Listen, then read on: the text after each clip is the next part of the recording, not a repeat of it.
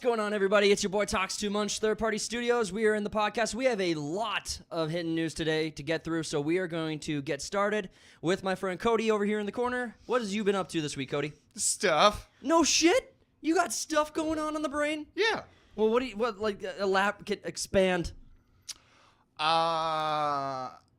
All right. So dark matter is still a thing. Dark matter is still a thing. That's the Apple project, right? Yeah, with Joel Edgerton. Yeah. I don't even know. One of them. I don't know. He's a super underrated actor. Yeah. But yeah, no, that's actually been pretty good. Except for when you got these smart TV shows where everyone in them is smart people that make rational decisions, and all of a sudden they just stop doing that. It's super fucking annoying when they do that. I can't stand that shit. But there's that, and then I've been playing more SWTOR. Ooh, Star Wars: The Old Republic. Old Republic. The only good... well, actually, there's a lot of good older Star Wars games. Yeah, it's pretty much anything before 2007. We have a friend of the studio, his first time coming up on the podcast. Steven, thanks for coming in, man. Really appreciate you filling in for Slim today. Hey, no worries. Thanks for having me, man. Absolutely. We're going to talk Is it Steve from Minecraft, or is it just... No, just Steve. I'm not that cool. He's not that cool. So talking about the Star Wars...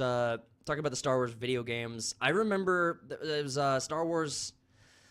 Oh, it was like Star Wars Academy, or it was a GameCube. It was like Jedi Academy. There's Jedi Knight stuff. Yeah, and it was Knights of the Old Republic, and then it was a GameCube game where you just played as the large tanks and stuff. Like you played as the AT-AT walkers or.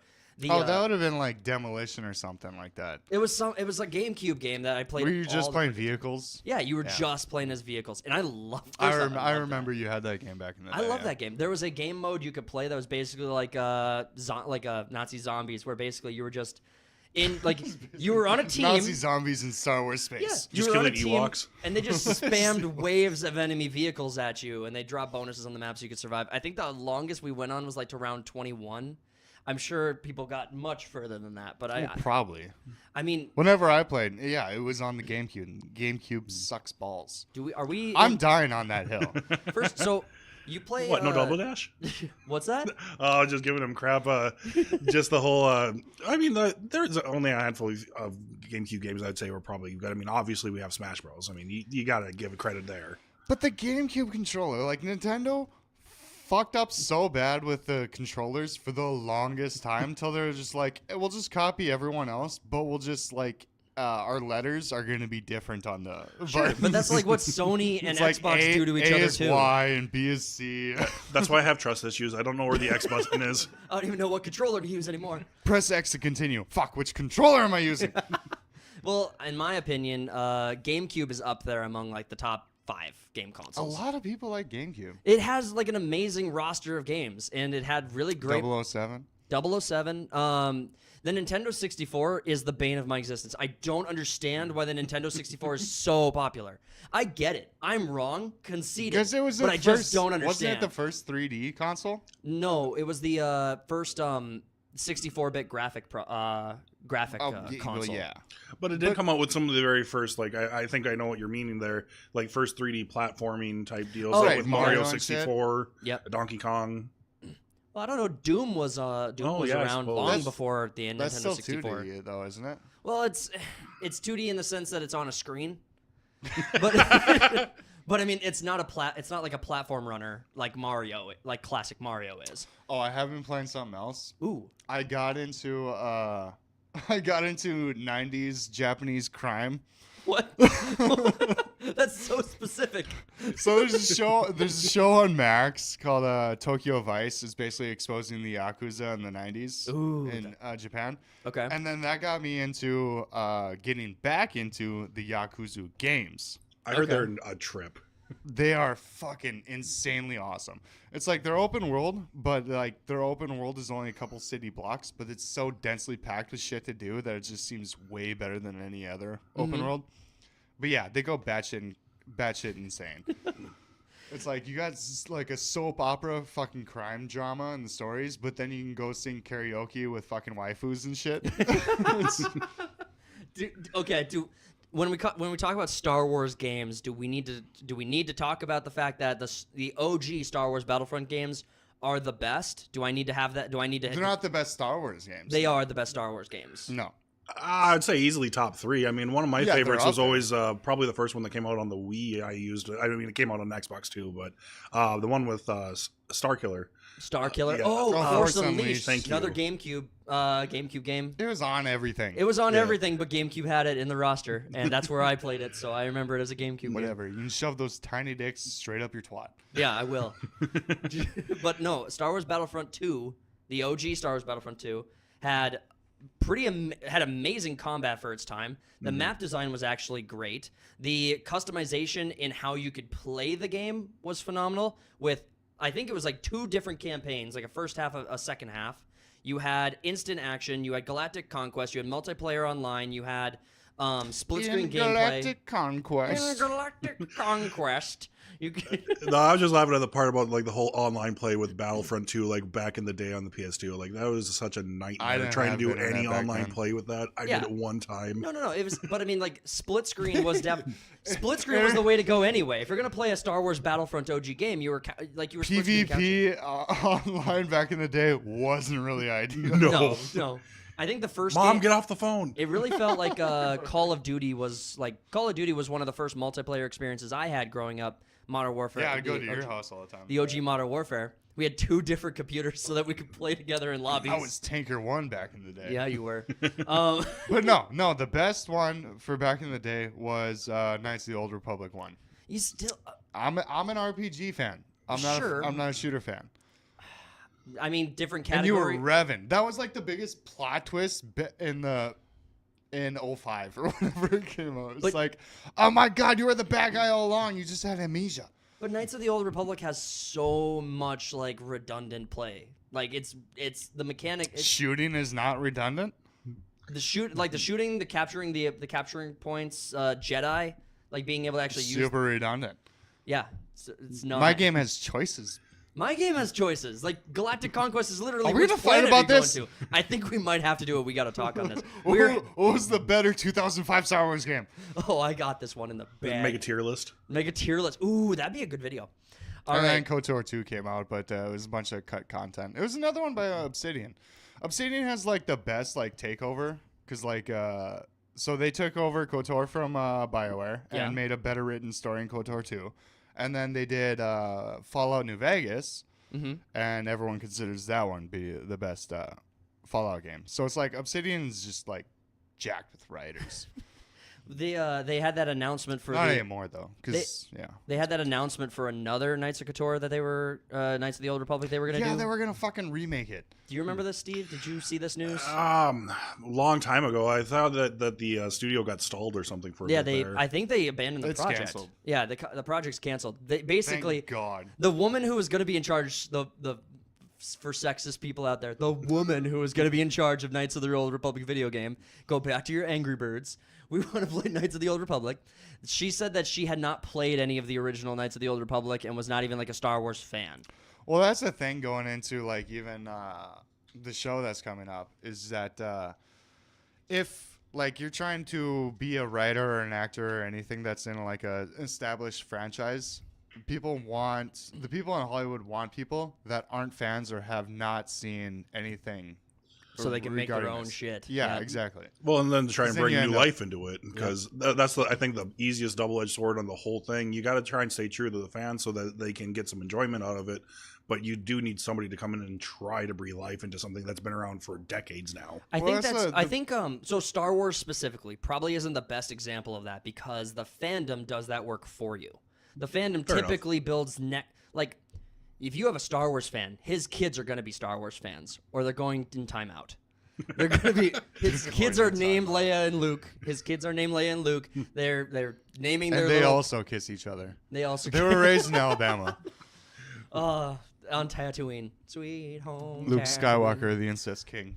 I think the fandom, like if you give the fandom a decent IP to work with, like Star Wars did, you'll get a fandom that is like self-generating, where they breed new Star Wars fans and they talk about the excitement they had with the older shows. You re-release it with some new CGI to improve it, like they did with the Blu-ray cut of the original movies.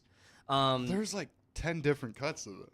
Yeah, and I'm just saying. George kept on just fucking with it. He's like, I'm bored. Let's just add a Yeah.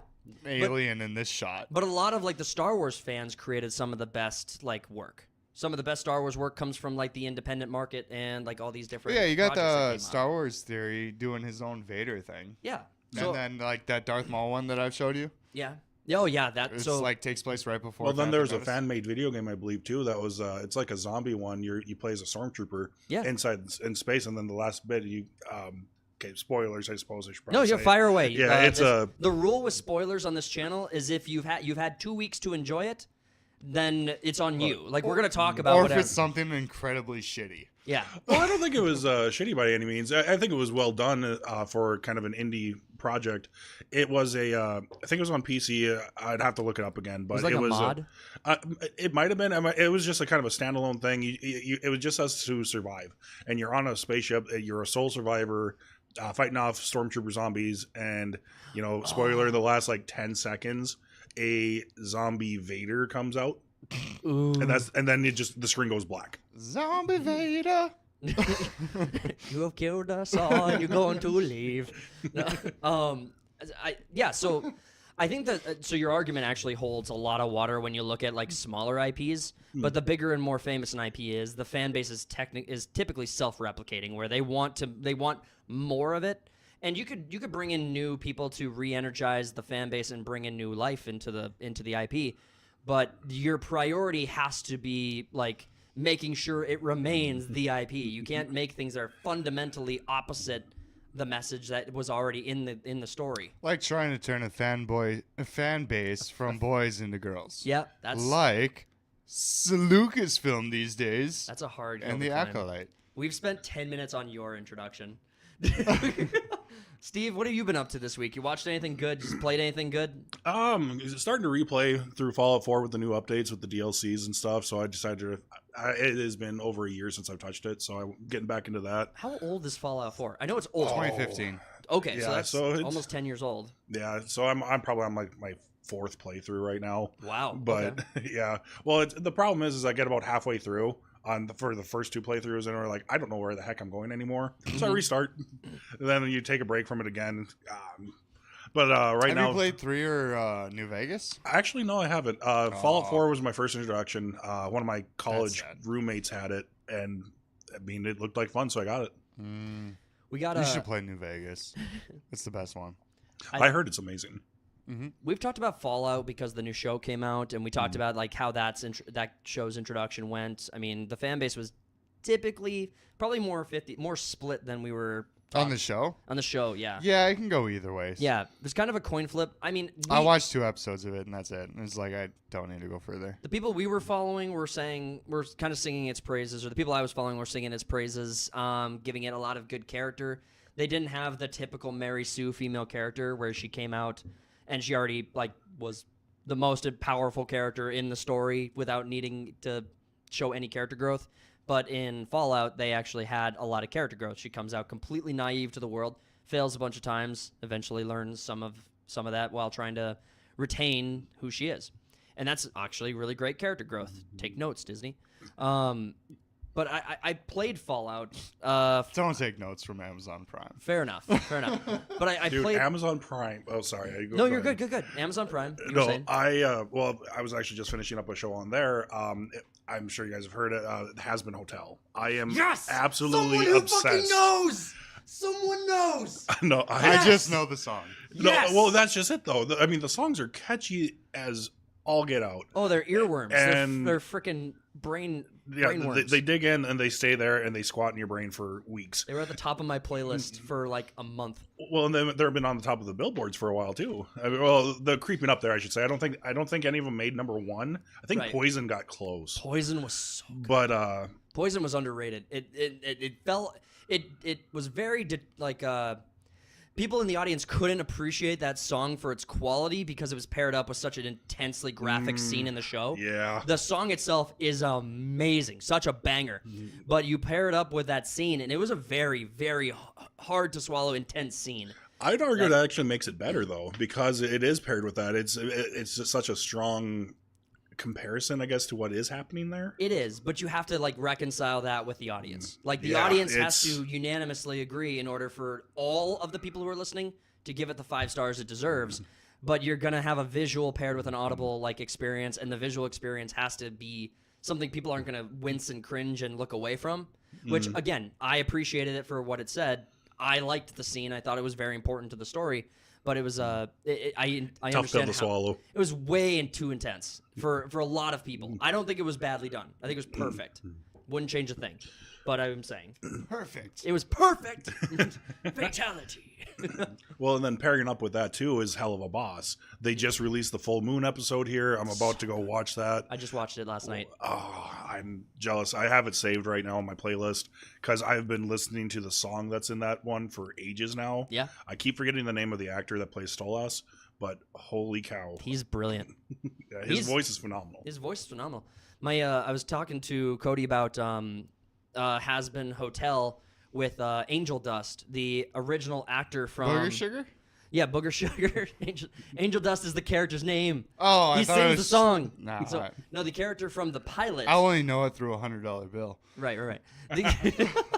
The character from the original pilot that was exclusive to YouTube, that actor did not get the role in the Amazon Prime because his voice acting and his singing required too much auto-tune to play faithful. And my understanding was from reading on it was there was kind of a mutual understanding that there was no hard feelings there. And I hope the original voice actor comes back to do something else. It would be kind of cool. I would be pretty excited to see the original Angel Dust voice actor from the pilot get something. Well, and that's just it. The entire, if I remember right, it's almost the entire cast from the pilot was actually replaced. I mean, we have a new Charlie, we have a new Alistair, we have a new Angel Husk. Dust, new Husk, which I can never remember his name, but I can always picture him as the president from Rick and Morty. Yeah. Do you know the voice actor who does the president from Rick and Morty, Cody? Fuck, what is his name? But you know him. He's in your head. He's in your brain. You're picturing him.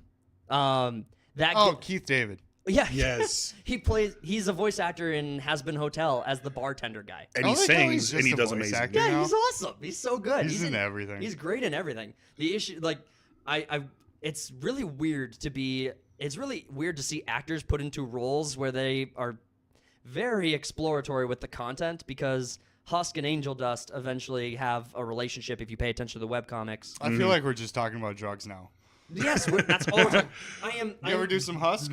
I'm so stuck on this. I never get to talk about Has Been Hotel because you and Slim won't watch it. Oh, we haven't even started our first story yet, so. Fair enough. Yeah. All right, I gotta shut up. Back to Star Wars. Back to Star Wars. Yeah, so we are jumping into our first story of the day. We are going to be covering Star Wars.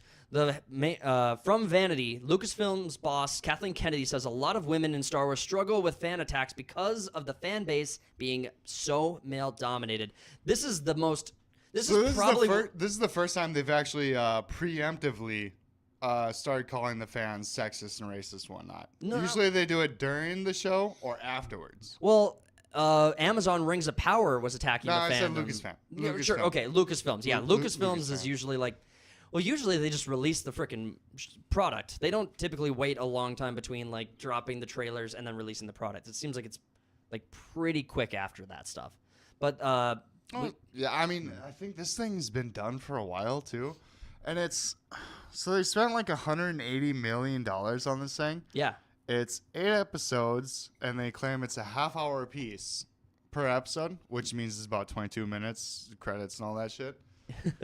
So they spent almost 4 hours worth of shit, and it's just the budgets on everything is just going out of control, and it's insane.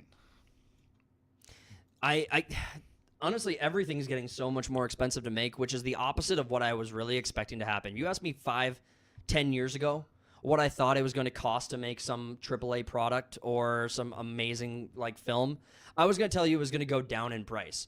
I was honestly really dumbfounded by the impact that unions kept making in the world of like Hollywood and entertainment, as well as like everything going up in price just completely blindsided me. Well, I'm just thinking that everything that comes out of Hollywood now is just money laundering. It's like, how do you spend that much money doing nothing? Oh, that's just it too. I mean, I'm really glad actually though for the writer's strike. I mean, those guys do deserve a lot more than what they're probably being paid. I think the fairest argument is that they deserve some protection from AI, but Oh, that too. But even that comes with the caveat that they spent like before the writer's strike, and I'm talking the most recent one, not the 2008 one. Before the most recent one, they had to have given us more than like 5 movies that were actually successful box office films that people wanted to see. No one gave a shit that the writer's strike. You can't call foul on being treated poorly when you can't make good stuff. Yeah, I can see the argument there. But I'm not getting interrupted paid for my shit work. Go ahead, but you were finishing a thought. You were talking about the writer's strike. Oh, well, no, it just going back to that too. I mean, with the writer's strikes and stuff too. I mean, I'm really glad they were able to go through and get what they wanted. I mean, I think artists in general. I don't think anything's really changed.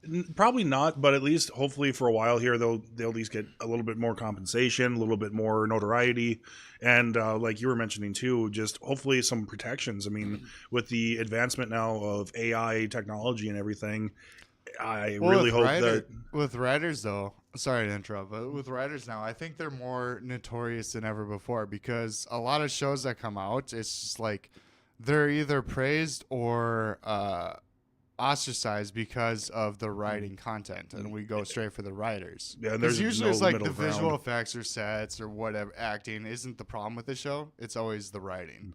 Well, and I'm not opposed to writers getting more notoriety as far as like put their name on the like intro credits or whatever. I would like to know which writers are doing a bad and a good job. But the problem is because they're in a union, you can't hold any one of them accountable to their failures. So even if you give them notoriety, all this does is tell the audience, hey, I don't like that guy's movies. Like if you ask me, like James Wan is director, producer for a lot of horror films I really like. If I know he's the director, I know that's a movie I love. If he's the producer, I know that's a movie I'll hate. Because he's trying to make something good, or he's got a good idea, but the people he's put in front of it to make it actually can't do a good job. No, I don't like Aquaman. Aquaman was... I don't know if he directed the second one, but he was involved in the second one. But the first one he directed. I think Aquaman was what it was supposed to be, but that's still... I mean, it was over $1 billion film, though. I didn't say it, like I said. Like I think they did Aquaman. Lucrative. I don't think they did him like dirty or anything. I don't think they like misrepresented Aquaman in any way. I just didn't enjoy the film. But I don't have any qualms about saying it was successful and it was exactly what an Aquaman film probably should have looked like. You just said if he directed it, you like it. Fair enough. I was really talking more about the horror films because I can be more specific about the horror films. If he directs a horror film, I know I'll like that. The Conjuring films that he had a part in playing, the Insidious, his roles in those. Well, those you have films. a lot more of creative freedom. Yeah. Directors do. And when you put him as a producer where he has this great idea but puts a different director in, the vision falls flat, and I don't enjoy those horror films. So if you start making some of these writers notable, like D&D from Game of Thrones, Dumb and Dumber, Dumb and Dumber from Game of Thrones, we know what they do, we know how they work, and we know that is probably a work I am safe in avoiding. Well, what's insane is that they had like nothing under their belt before Game of Thrones. Yeah, I mean, but one dude wrote X-Men Origins Wolverine. That's not much of an... Like your face. Yeah, sorry. I just probably couldn't see my face there, but yeah, I definitely cringed on that one. I mean, and I love Wolverine. I mean, he's not my favorite X-Men by any means, but Cyclops. It's Storm. Thank you. For me, it's Gambit. I always thought the OG Gambit was Gambit's awesome. cool too. No, Storm and Gambit top died two. In 97. Spoilers. No, I think. Well, sorry, real quick tangent. The news X-Men that came out finally giving Storm some credit and showing her as the Omega mutant that she is. Well, yeah, and it gave Cyclops some props too. It was actually a good show. Still on the X-Men thing, can I just point out that in the OG X-Men films where they had Cyclops, in the first movie when they had Cyclops and Wolverine's dynamic with each other, they had Wolverine getting his X-Men costume for the first time. He's like, leather jacket. He's like, what would you rather have us wearing yellow spandex? So you're wrong about You're the costume still thing. On the costume thing. The costumes are fucking stupid, and I'm right. No, anyway, you're wrong. Anyway, Steve, continue with your. You were making a point about something I wasn't paying attention to. Oh, no, I think we finished that one up. I think it was just finishing We up gotta with go back the. to Star Wars?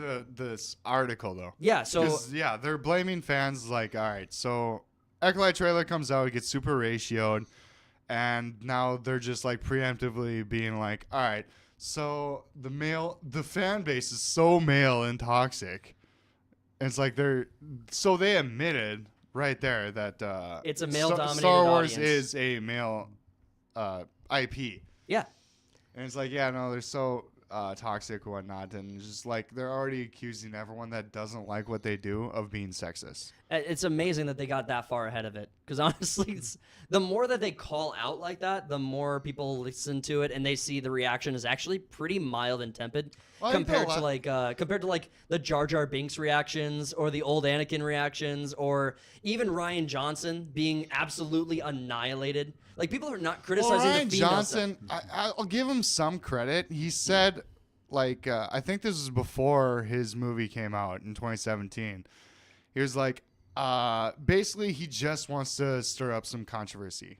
My point is that like That was his whole deal. right, but my point is more like that there's all of the criticism that the female like directors and writers are getting has been applied to male creators in this IP tenfold for other projects. Like Jar Jar Binks was unanimously hated. Like I think the Ewoks were in the very beginning. I like how that's just so natural now, just to call J.J. Abrams Jar Jar Binks. yeah. Well, I mean, like JJ. Jar Jar Abrams. Well, Jar Jar Binks and like young Anakin and Ryan Johnson. According to an actor in this show, also that Anakin blew up the Death Star. I don't even want to cover that part. That's just so stupid. You don't need any more evidence that these people have no fucking clue what they're talking about. They obviously hate Star Wars. They obviously hate the IP, everything it stood for in the beginning. They want to make it you're their own. hired based on your opinion of the IP. If you don't like it or don't know anything about it, you're hired. If you love it, you're going to be thrown out to the side. It's just like Henry Cavill when it comes to The Witcher. It's like he was hard to work with. And then all that comes out is like, yeah, no, he just wanted to stay true to the source material. Can I so just to read like a quote from the article here. We got operating within these giant franchises now with social media and the level of expectation, it's terrifying. Kathleen Kennedy.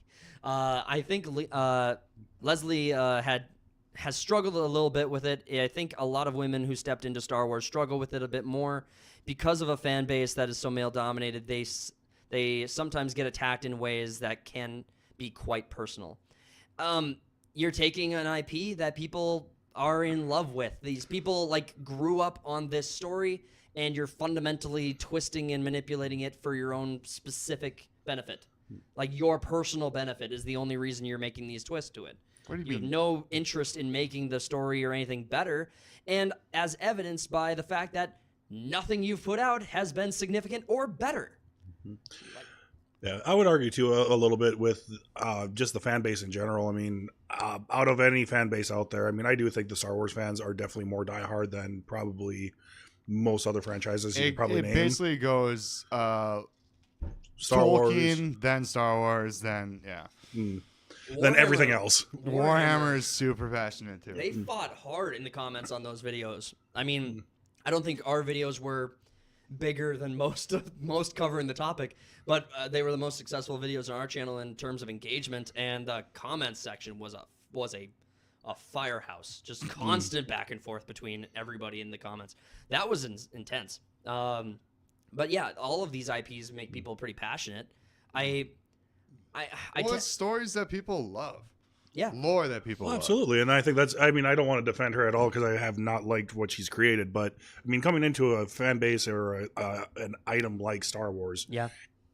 I'd be terrified too. I mean, you're coming in, if you do one misstep anywhere, it's going to be under a magnifying glass, under a telescope. I mean, Well, yeah, and also the decade of shit that they put out. Yeah. And also it's Leslie Headland, which was Harvey Weinstein's former personal assistant. And it's not like she was like in the background or whatever. She was basically like patting chicks on the ass as they went into the office to blow their way into the next Oofta. Yeah, we're not fans, but fans of that. She's a fan of Star Wars. We're not fans. As a fan myself, I know how frustrating some Star Wars storytelling in the past has been. I felt it myself.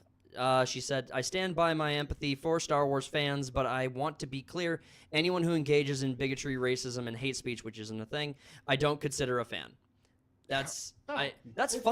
All right. It's like being called a... First of all, she's not a fan. She was asked on some carpet or whatever. It's like, what's your favorite Star Wars movie? It's like, oh, I'm a fan of all the Star Wars movies. It's like, no, if you're a fan, you have a favorite. She said all the Star Wars. All the Star Wars. She's a fan of all the Star Wars, not just for clarity. But the honestly, Oh yeah, and then also during Obi-Wan, everyone was giving the antagonist Reva shit for just being a shit character or whatever, and then they had Ewan McGregor come out and be like, in his car, videoing this like he's a fucking hostage. He's just like, can everyone just stop being so like racist and whatnot? It's like, no, that's not the problem. We don't give a fuck about the race of a character. Yeah, your character sucks. Darth Vader was black. Why does why are there so many survivors? And I'm talking about the actor, not the costume. According to FNT's poll the last night, it he's Asian. What? Exactly.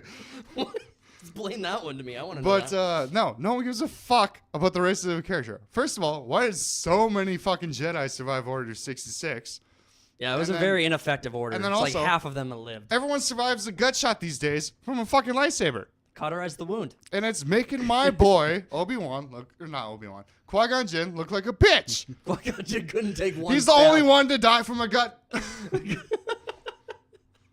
like, you fucking pussy. You killed Liam Neeson, but you left this bitch. This 6-year-old fucking took one and she lived.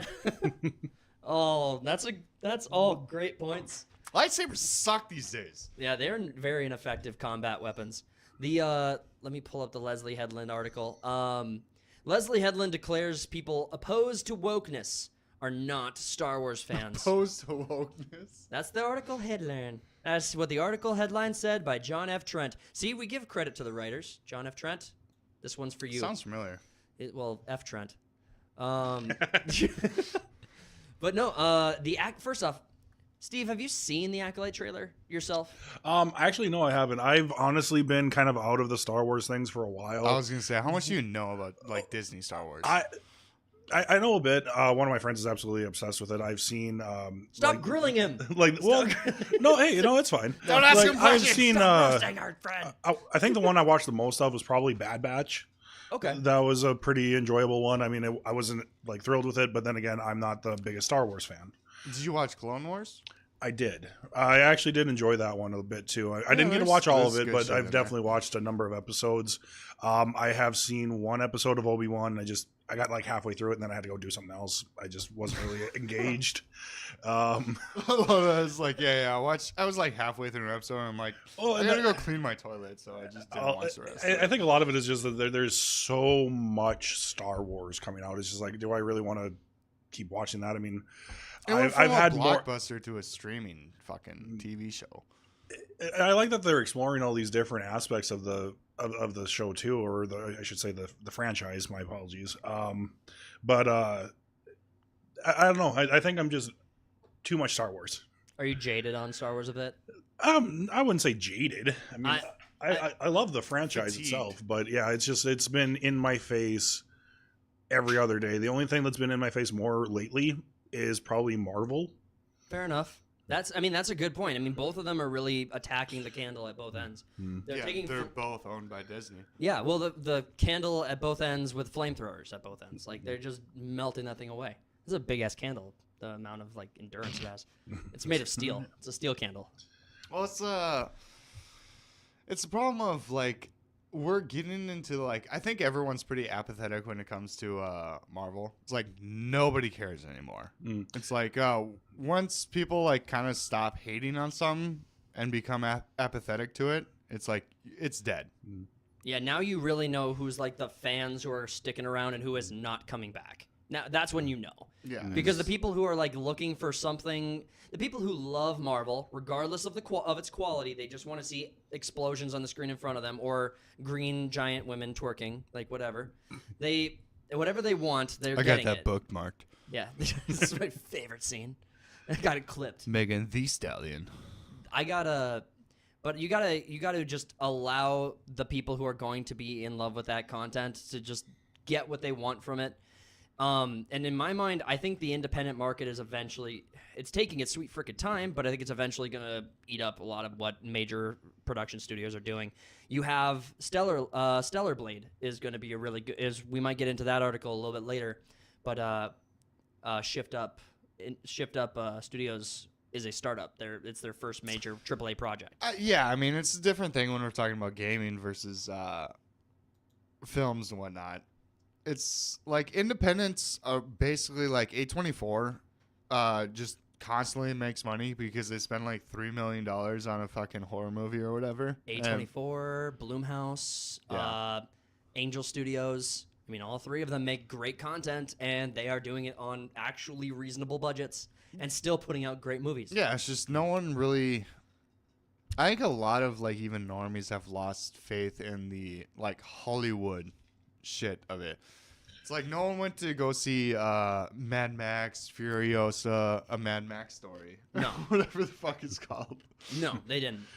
I will say though, I am excited to go see the newest Deadpool. Though I think I'm just a huge fan of Deadpool to begin with. We will be doing a review on that. We'll definitely be covering Deadpool. We did a previous video on Deadpool, so That's the only thing that's going to come out though that makes money this year. Well, that's in Despicable Me 4. They're making a fourth. I thought it was the fifth. I thought there already was a Despicable Me 4. It's 4. Are you talking like? I think you might be thinking of just Minions. I am thinking of Minions. 3 I Despicable didn't even Me's, know they had 1 their Minions. own movies. Like way back in like 2011, they had their own movie or some shit. Illumination! It's like I had Sorry. no idea that this Sorry. IP has been around that long. Let's jump into the next story. We got a few more stories to get into, and George R. we got to talk about George R. Martin. George R. This is the only thing I'm really excited for this year. George R. Oh, House of the Dragon. Yeah. That's the only thing. It premieres on your birthday, right? Day before. Day before? Holy 16th. Holy poop. We got 16 days. Something wrong. There's no Asians in it. Well, there could be. We don't know. Yeah, did you ask the dragon? The Valerians are all black, so I mean. Cody, are you against the woke? Huh? Are you I'm against the woke? Are you in love with the woke? The woke? As a thing? I'm against the woke, so therefore I'm not a Star Wars fan according to. Fair enough. I honestly am perfectly fine not having the title of Star Wars fan. Like, what does that even mean anymore? I don't care anymore. Like, I'm over it. I'm so sick of this shit. Can we talk about George R. Martin, I like please? a certain piece of Star Wars history, and then I'm just gonna. Can we please talk about George R. Martin? What about him? All right, so George R. Martin, over the last week, some news broke where he did an interview with the creator of Sandman and Wild Cards, and in his blog, he's got it posted. A quote we're going to read from his article from the blog. Okay. I'm getting to it. Why are you making eye contact with me when you said Staring you that? down, boy. It's like, and then we're Staring. gonna read that article. Look All me right. in the eyes. So George R. R. Martin calls out screenwriters and producers for adapting and tweaking creative works that they take the IP of and then twisting and changing it and making it their own. The quote goes, "That was back in 2022, but very little has changed since then. If anything, things have gotten worse. Everywhere you look, there are more screenwriters, producers, eager to take great stories and make them their own. It does not seem to matter whether the source material was written by Stan Lee, Charles Dickens, Ian Fleming, Roald Dahl, Ursula. God damn it! These? I thought like writer names are supposed to be like easy to know, like Ursula K. Tolkien, Twain, Chandler, and Austen. Yeah, anyone in the quote. No matter how major of a writer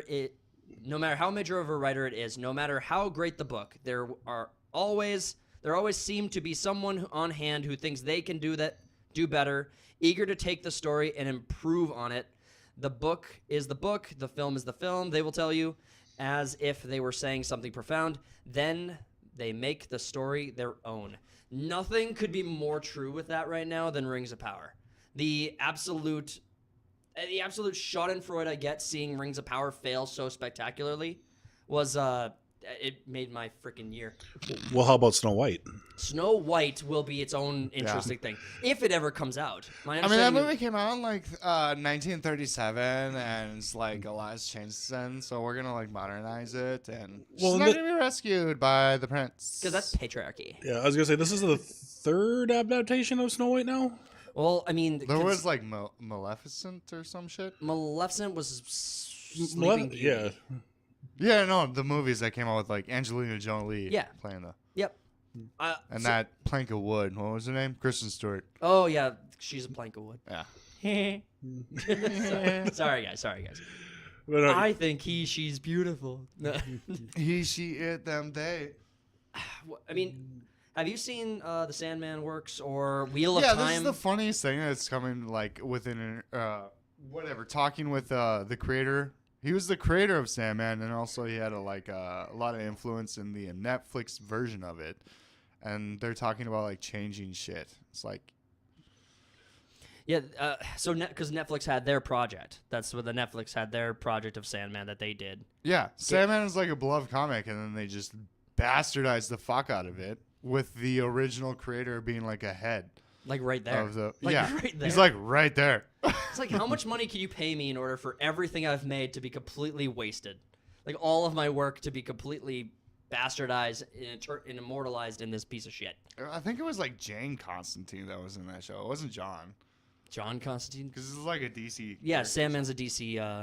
A DC. I don't know if it's an alternate Earth or what it is, but yeah, it was like Jane, and she was a lesbian, and then Brianna Tarth played Satan. It was weird. Classic Brianna Tarth.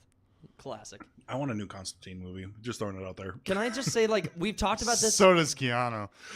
I would love it. We talked about this before. Like, if you were going to start the Justice League, the DC like live action film series from scratch, you would do it with Constantine at the helm. Because he's the most middle of the power structure character, whereas he has the magics. He is also human. So you have both Batman on one end of the scale, where you have the power scaling plays to Batman, and you have Superman and the other like meta-humans that are overpowered on the other end of the spectrum. Wow, people Constantine plays a fight over perfect that middle. comment. People are gonna fight over like Constantine is the perfect middle ground character for DC live action series. I'm just saying, Constantine 2005 was just a great film. Needs another one. Like, we know that they couldn't do it again. That movie got me into smoking. Fair enough. Fair enough. What will this podcast do for you? But you know that Keanu Reeves' Constantine couldn't be successful because they had the wheel with the Matrix. They had everything they needed to make the Matrix reboot a success, and it flopped so fucking hard. Yeah, that was a tough one. I had high hopes for it. I really did. I did too. I gave it the fourth one. Yeah, the there's Matrix conspiracy Reloaded theories, but no, it's or no, yeah. Sorry. No, you had Matrix Reloaded, Revelations, and then the fourth one that just came out a couple like last year or the year before. There's a lot of conspiracy theories behind that fourth one. It's like WB was gonna make a Matrix movie regardless of whether or not the Wachowski brothers, now sisters, with or without them, and then one of them were just like, yeah, we'll just make a movie, so it's not without us or some shit, and just like didn't care how shit it was. Do you guys think that? Okay, so obviously I'm biased because I'm trying to create my own work and stuff like that, and I want something like a experience where my work never hits the hands of anyone in Hollywood. I do not want to see anything I create ever fall into the hands of people like this. There's like almost no way to protect yourself from it. Someone's got an ego on them. Well, I mean, I'm not saying my work is good. I'm just saying I don't want it to be wasted. I'm just saying I don't want my effort to be put in and wasted. Like, George R.R. Martin had a lot of input when it came to his HBO Game of Thrones series. My understanding from like the last 2 seasons of Game of Thrones, the controversial ones that fucked the show over, was that he took a step back. Like, he didn't have as much role to play, and D&D were on the way out and trying to rush through the show so they can get to their next projects. But Martin had some pull there and didn't wield it. That was my understanding. I don't know, maybe he just threw some thoughts out there and was like, maybe we'll end it this way. And then he saw the reaction. He's like, all right, I'm going to end my books a different way. Yeah. Well, or never end them. Yeah. It's like, I mean, we're still at the Red Wedding, aren't we? no. In the books? No. We're My understanding was the Battle of the Bastards was the last like canonical thing referenced from his work. That was the my Well, they understanding. run out of source material at around 4 or 5, season 4 or 5. No, I'm pretty sure the source material made it past because John's I'm death was season 5. So right in this. I mean, let me know in the comments who's right here. If Yeah, John's still dead in the books. I'm sure there was I'm sure he got brought back. Because that's all that would have been missing is John's death to the Battle of the Bastards is 1 season. Yeah. It's that same like Battle of the Bastards is my. It's not in the book. I'm sure It's is. not in the book. Okay, fine. It might be in the book. I have no idea. I know you don't. You have no clue. You're adamant. I'm just guessing, and I'm just, I think I'm right. You a stubborn son bitch. I don't know anything about this, but I am right. Exactly. I don't know either way, but I'm right. All I know is that if George R.R. Martin played more of a role in the ending of Game of Thrones, maybe we would have had a successful ending. But we have House of the Dragon to look forward to, so... And that actually has an ending. It actually has an ending that we can all look forward to. Hopefully they stay... They've been pretty accurate so far. I mean, their like telling of the story has been consistent with the books. So, yeah, no. From the books, it's like... It's an unreliable narrator narrating an unreliable narrator. It's like 3 different narrators, and they can't be trusted. And so George basically set this one up, House of the Dragon, to be like, all right, this is the definitive version of this story. Right. And it ends. And then it ends. It's 3 or 4 seasons. All right. And I'm stoked for it. I'm excited for it as well. I think season 2 will be so much fun. I'm excited to see some dragons fighting dragons. Always fun. You're so shallow. Classic dragons fighting dragons. What are you looking forward to? More Uncle Niece love? Moon tea. More Moon tea? What the fuck is Moon tea? It's the Plan B pill. Oh, I don't get it.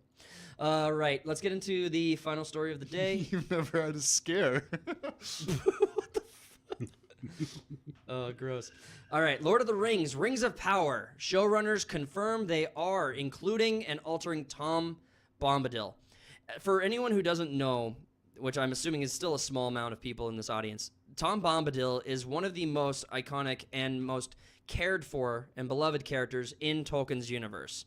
His story includes being in the Fellowship of the Rings. Tolkien has his own book. He has a bunch of poems. He has a myriad of stories that even I don't remember the full extent of all of them where he's included. His character has a lot of personal attachment to Tolkien and his family. And so the fact that they included this was kind of a controversial decision, in my opinion.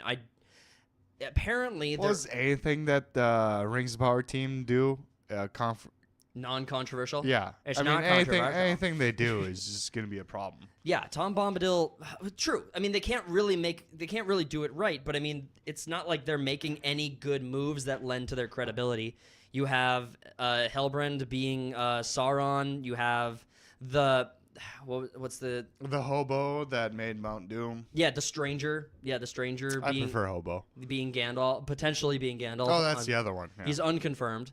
Yeah, you have all of these different characters that you have Elrond's character, you have Durin's character, all the choices with the like race swapping and adding in of different like representation. The show needed representation, so fuck everything Tolkien ever said about his work. Wait, you don't like Black Legolas? No, I don't like Black Legolas. Not because he's black.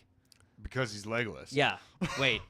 I might have to reassess my criticisms here a little bit. No, I actually do think that is a very stupid character, and I think it's poorly done.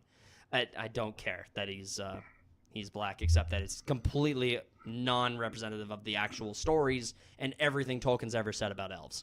So I'm over that shit. I don't care what that means. But Rings of It's supposed to look like me, but with better hair. Classic. Yeah. Ginger? Yeah. I said better hair. Better hair. Yeah, brunette. Self-hating gingers, yeah. Tom Bombadil in the show is going to appear in a area of the world called Rune. And he's going to be interacting. We know that he's going to be interacting with the Stranger, who we all suspect is Gandalf. And a lot Even that screenshot looks like a shitty stage play. Well, yeah. Yeah, that's about the quality we can expect from a $1 billion show. Retards. It's really how bad how far like $1 billion can get. Then you have the Harfoots. Some theories are saying that he's going to have a role to play in helping the stranger become Gandalf. And other people hope that he's like the Blue Wizard. Is there a reason they don't take the twigs out of their fucking hair? Well, I mean, Or are they just dumb? they all look like Simple Jack in this photo. I have a good brain. But no, head movies make my eyes rain.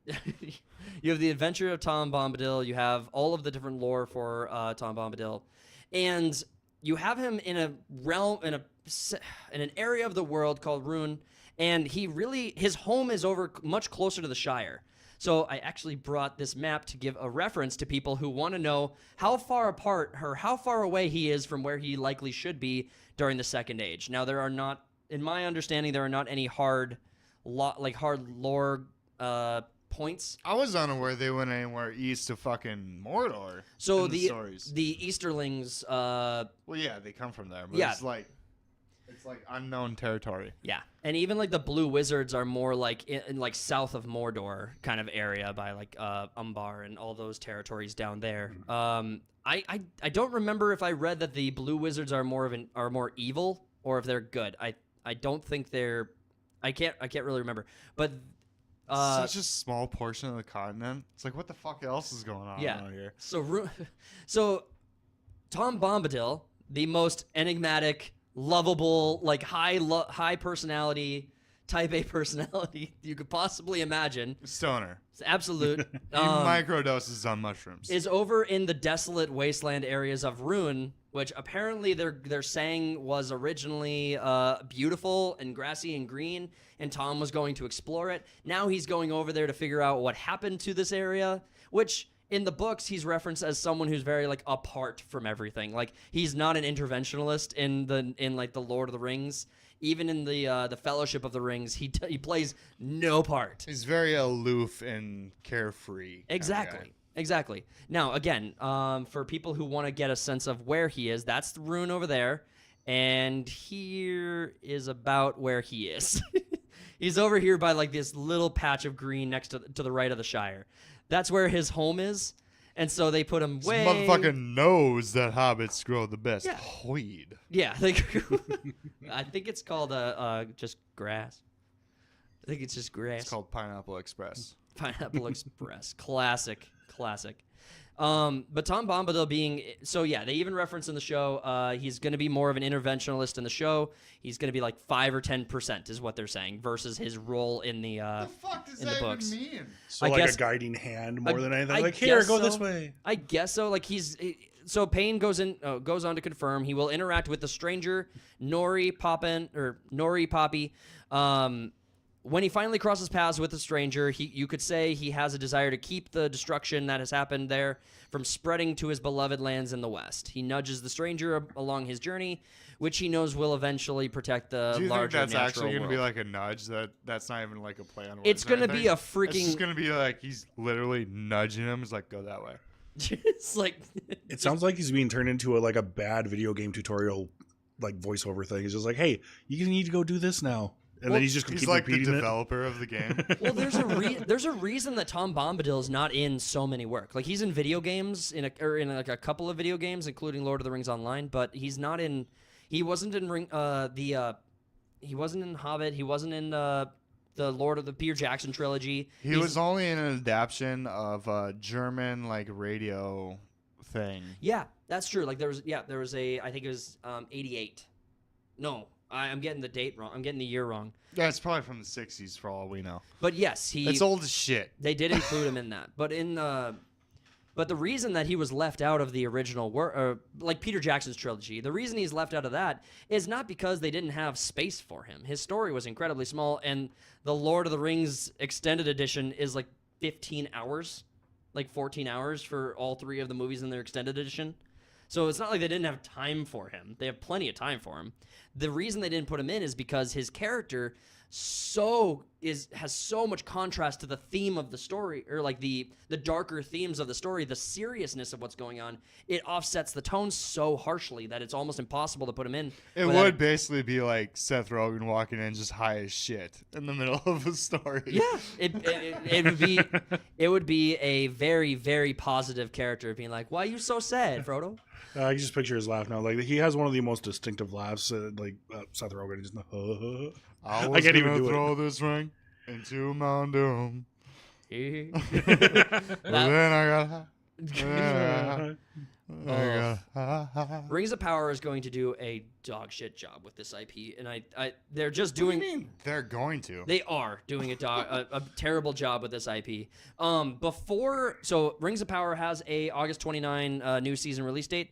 My understanding is that a couple of weeks, like 2 weeks, 3 weeks before Rings of Power season 2 premieres, they will have a Adventures of Tom Bombadil. I think it was further up. Yeah, so they are going to be dropping a new edition of the Adventures of Tom Bombadil, like 2 weeks before season 2 comes out, with new poems that they hadn't included in original versions, new artwork that they hadn't included in original versions. So they're going to be playing. I think it sounds like promotionally they're going to be playing hard to it. Shit. Well, he's not supposed to. He's Tom motherfucking Bombadil. Tom motherfucking Bombadil. It's like, yo, fish are flying in the sky right now, bro.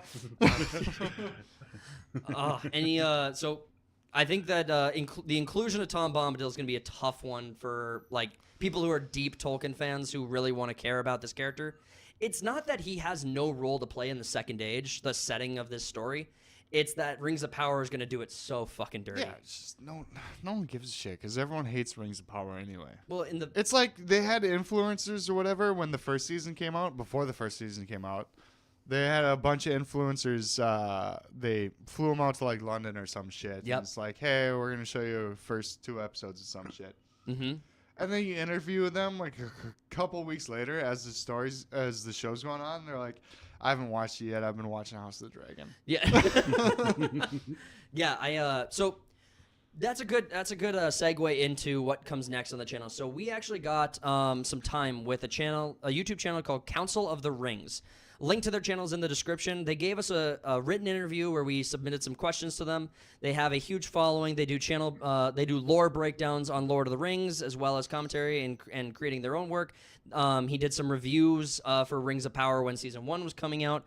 And Was he the only honest one? Yeah, well, he seems to be. I mean, I've explored many channels that were covering Rings of Power, and I actually asked him that question specifically, or a version of that question specifically. So let's jump over to our written conversation where we submitted questions to Council of the Rings. Once again, link is in the description. Really appreciated him taking the time to get to our questions and come back to us with some answers. So one at a time here, we're just going to ask the questions that we have for him. And sorry, on my side, a little bit of technical difficulty. Okay, so question number 1 that we submitted to Council of the Rings was, before Rings of Power was released, there was a tremendous amount of marketing and news articles coming out about the show. One of the most controversial moments in the marketing campaign was when Amazon flew out Tolkien YouTubers and content creators to Europe with a bunch of perks, exclusives, along with other benefits.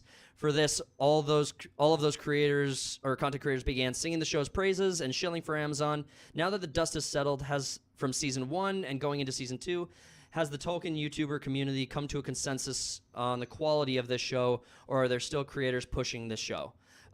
We have to go back and forth a little bit, but here's what he got back to us with. I think the most controversial marketing move was the Superfans video that clearly included people that knew nothing about the lore and were pushing certain political messages. Actually, that's a good catch, because I talk about the content creators going out there to Europe because they had the most influence. In my opinion, the Superfans didn't hold a lot of influence, even though obviously they pretended they did. It was just a bunch of random YouTubers or content creators that just were paid to just be like, hey, say good shit about our show. Yeah, but these Superfans had scripts. Like, they kept saying the same thing over and over they all again. said the same thing. It was like that news. You ever see that news? Local news. Yeah. It's there's 100 of them, and they're all saying the exact same thing. This is a big threat to democracy. That is a creepy video. That is weird. Okay. But just to continue on to his answer. But yes, the invited Tolkien YouTubers were another marketing move that raised some eyebrows. and certainly damaged some of the credibility of said channels. I think a lot of their early positivity about the series was related to paperwork they signed with Amazon during that trip. Since then, people have been less positive about the show, likely because it's so obvious it's not Tolkien, and on top of that, simply bad in terms of dialogue, story structure, among others. I still think a lot try to stay positive, either because they have that mindset or simply because it's best for business. If you are, scrolling up, if you are negative about a show or anything else, you are less likely to get invited to these events like premieres and so on. It's hard enough to... It's hard enough as it is to make YouTube a full-time job, so missing these opportunities can be hard for some to decline. For me, honestly, it's worth more than money, which might be why YouTube is still not a full-time job for me. Honestly, I appreciate the honesty there. Like, there's a lot of honesty in that answer in the context of, like, yeah, there's exclusives that you can get by being at least positive about something or open-minded about something. Oh, you mean you're like, your like honesty in saying your opinion is worth more than $50 to go and watch this stupid thing? Honestly, it's like you got the exclusive itself was probably like valuable to these channels who are coming up. None of the channels in my understanding is that none of the channels who were invited were small channels. Well, so I don't think any of them were like struggling financially before they got this opportunity. Is that like you're so willing to just sell yourself to just say whatever people need to be said for such a low price. Well, that's just it. It's all about staying in the buzzwords, though. I mean, especially with something as intense as content creating for, I mean, any platform these days, you need some way of staying relevant, and what better than these premieres? Well, in my opinion, we operate in the currency of like honesty. Like if you're like authenticity is like the currency right now. It helps the best to be that authentic, but at the same time, I mean, there are still, like you guys were saying, how many big names that went out there who know nothing about the franchise itself. Yeah, I mean, obviously the super fans were that. It's just ridiculous to see that so many of them still sing this show's praise. I think we had. I mean, it at least cost $55 for me in order. Well, there are 5. $10. I won't name anyone, and I didn't. You buy me a Big Mac? I won't name any channels, and I didn't ask Council of the Rings to name any channels because I didn't want to.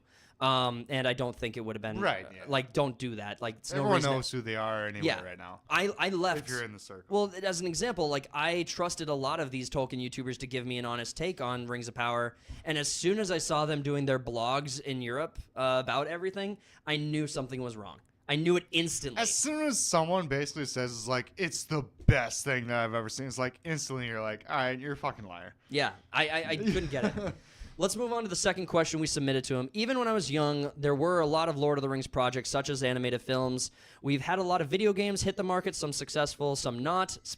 I didn't reference it in the question, but the Gollum game. Oh, God. That's your favorite. No, that was not. It goes Gollum and then Conquest, right? Peter, yeah. Conquest is the best one, in my opinion. I love Conquest. It's basically Star Wars Battlefront 2. Yeah, it is a great game. Peter Jackson's trilogy, The Hobbit, and now Rings of Power. However, there have always been parts of the IP that have been off limits. Can you summarize what is off limits for Amazon and briefly explain why? So going to his response to that. Yeah, the estate is very protective about everything related to the Silmarillion. For anyone who's not deeply familiar, the Silmarillion is basically this... It's a history book. It's a history book. It's like a compendium, a legendarium. It has a lot of individual books like summarized into itself. And honestly, it's just a masterpiece. It's amazing. Well, that's Chris, ain't it? Chris Tolkien? Yeah. He well, the Silmarillion, my understanding was that it was mostly written, and Chris came in and edited it, and then added like to it to get it to a finished point.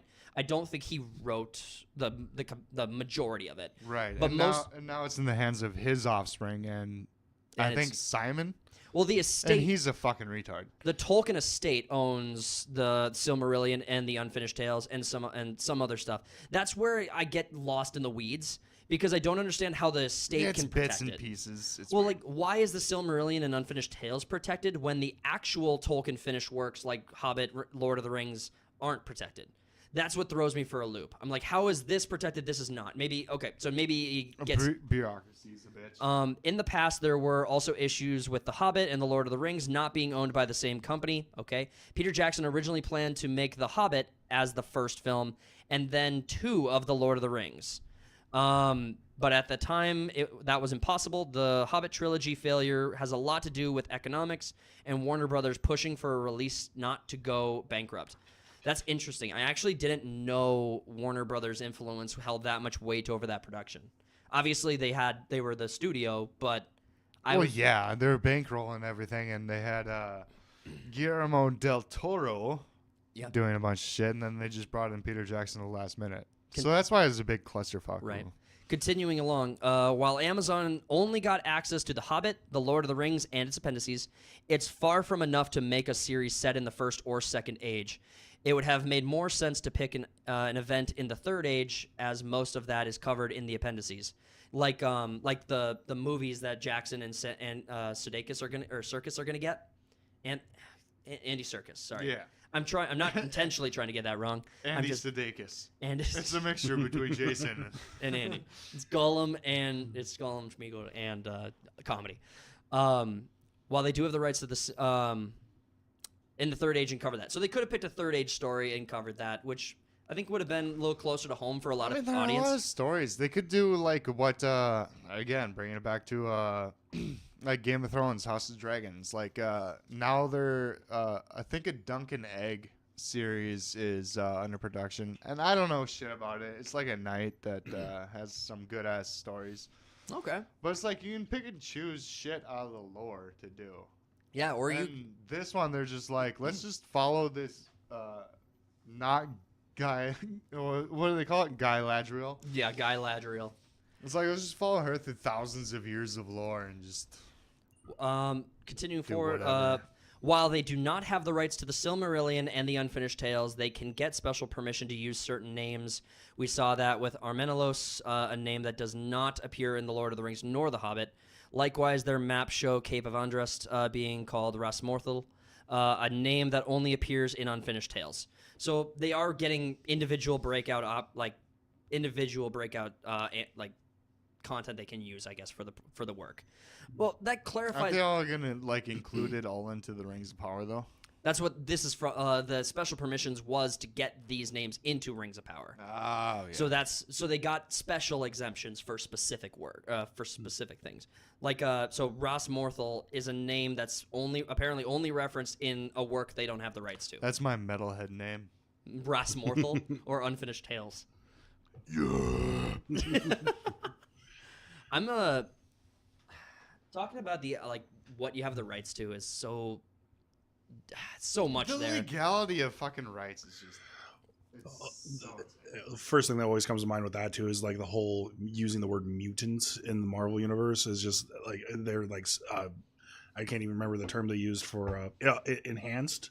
Oh yeah, was that what they used for enhanced. For Scarlet Age of Ultron? Yeah, Scarlet Witch and Quicksilver. Yeah, they use enhanced. They can't use mutants. Nope, can't use mutants. Legally, I won't. Which is fucking insane. You can't call someone a mutant. I do that all the time. Yeah. No one's arrested me. I go by short buses and yell it. Just for did you check out? Have either of you guys watched any of Rings of Power yet? No. Why would I? I haven't yet. No, I've been on other stuff lately. I'm just trying to figure out I'm just trying to get just gauge our group. I can easily waste hours of my time doing something else. Continuing on to finish out the question. Oh, actually, we had more questions I submitted to him too. Well, they were your questions. Tom Bombadil is obviously a very important character in Tolkien's work, and the inclusion of him in Season 2 is going to be a very controversial one. Is there any conflict in the lore for his inclusion in the Second Age story, like Rings of Power, such as where he is or what he's doing at the time the story is playing out? What was your initial impression of including him in Rings of Power? Finally, what role do you think he could fill in the story? Will you include him in your Second Age story? And why? I just straight up lied. I didn't ask that. No, that's not your questions. Those are mine. So just for clarification. So again, the reason I want to push people towards Council of the Rings is because I think his work is incredibly good and honest. And I think that, so he is, once Rings of... Like we said, authenticity. Authenticity. When Rings of Power came out, he did reviews, he did due diligence, he suffered through the show like a freaking Chad. And then he decided to create his own Second Age story, which is what he's working on right now. So he's actually doing his own version of a Second Age story. It's all it's narrative. So he's like telling the story. But I think it's already like he's put out a few episodes on it. This reminds me of some news. It's like, yeah, I'm gonna check out his shit instead. But so War of the Rohirrim's coming out. Yes. Apparently, and this is like certified news. That's gonna be like a bait and switch kind of thing. God damn it. God Yeah. damn it. Let's get to his answer on question number 3. I actually expected them to include him, just like I'll include him in my Second Age series. So cool, we can look forward to Tom Bombadil being well represented in a story. I expected it to be in Eriador during the war between the elves and Sauron, though. From the Lord of the Rings, we learned that Elrond once met Tom Bombadil, so it fits well that they would have met during the Second Age, especially as Elrond says it was long ago during the Council. Right. So like in the console there, someone says like, hey, just give it to Tom, and then Elrond's like, no, the motherfucker's just gonna forget about the ring. Exactly. That's from the core book, so it's definitely Quote. quote unquote. Sadly, it doesn't surprise me either that they give him all wrong, that they get him all wrong and place him in Rune. To me, all evidence points towards Tom Bombadil living in the Old Forest, which was the map I pulled up earlier to show people, for an extremely long time, possibly since before first men awoke. He doesn't look like a merry fellow in the images we see so far, so I guess he will be very different. Right, all the screenshots coming out, and it's like, that's not Tom. Exactly. I have a feeling he'll lead the hobbits, Harfoots, into Eriador, help them settle into the Shire, so very lore conflicting, of course. It wouldn't surprise me also if he uses some magic on Sauron so he forgets about hobbits or the Shire, or so something dumb like that. That actually makes some sense. He's going to be passing by Mordor.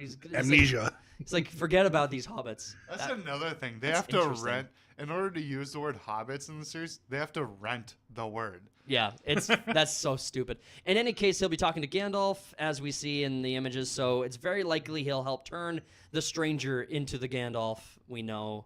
And you can't say Gandalf unless you pay money for it. Except they butcher the lore 100%. I hope that, yeah. So that was one of the questions. Let me just see if I can get third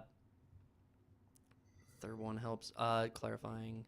We just had some back and forth here. I asked him, how does Tom come into existence in Middle Earth? Was he created through the music, or did he come from the void? I'm stuck on this. I can't remember. It's Cthulhu. And then your question was, wanted to ask him any thoughts about Andy Serkis and Peter Jackson's Gollum project. So I did get him to answer that question. Tom Bombadil is an enigma himself. He just is. According to himself, he was there before the mountains, which could imply before the music of the Ainur. If he is an Ainur, it's not official. Many misinterpret his line, he is, as a reference to God, but Tolkien debunked that in Road to Me. Tom Shippey points out that we humans tend to label everything, and Tom Bombadil is somewhat of a counterpoint to that. He cannot simply be categorized. So, okay, so there just isn't an answer to that question. Tom Bombadil's existence just doesn't have an answer that's lore consistent or lore accurate at the point. Right. Which is fine. You don't need an answer to everything. No. Because then, most of the time, when I you need have a box to put him in, damn it. When you have a question about a lore or whatever, and then it gets answered, you're just like, well, that wasn't as satisfying as I thought it would be. Well, I'm not dissatisfied. Like Tom Bombadil's character, you just be. Yeah, and that's perfectly fine. I'd rather that than some bullshit. He's a toker that's been around for a while, man. Why are you hung up on him being high? Have you seen the pictures? That's fair, but I mean, he's just a jolly fellow. Isn't he always surrounded by shrooms? If you say that a guy who's just a jolly fellow is just high, that takes away from his the character. machine elves. His personality is jolly. He is not. Just turn into Alex Jones of the fucking Lord of the Rings. They're turning the elves gay. Tom Bombadil. They've taken so many shrooms. They put the elves. There's something in the water that's turning the frogs gay. Even he saw the machine elves. Yeah, the Hunt for Gollum project sounds interesting, mostly because the old crew get together. I think a lot of people underestimate the importance of Fran Walsh and Philippa Boyens. I'm getting that name. I know I'm butchering that name wrong. Not intentional. Not a dream project, in my opinion, though. I'm interested in the untitled films coming after. Hopefully Angmar Wars. Honestly, thank you to Council of the Rings for giving us your time. Really appreciate you getting back to us with these answers. We really appreciated your input. Again, if you're watching this video, please go into the links on the description. Go check out his content. and let them know that we sent you over there. And The thing I agree with him though is the only interesting part is that you get the original trio back for writing. right. You get Pete, Philippa, and Fran. And then Andy Serkis is like the GOAT.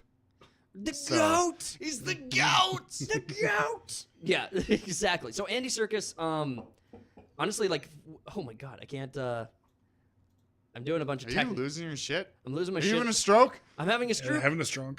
This is just editing in its worst.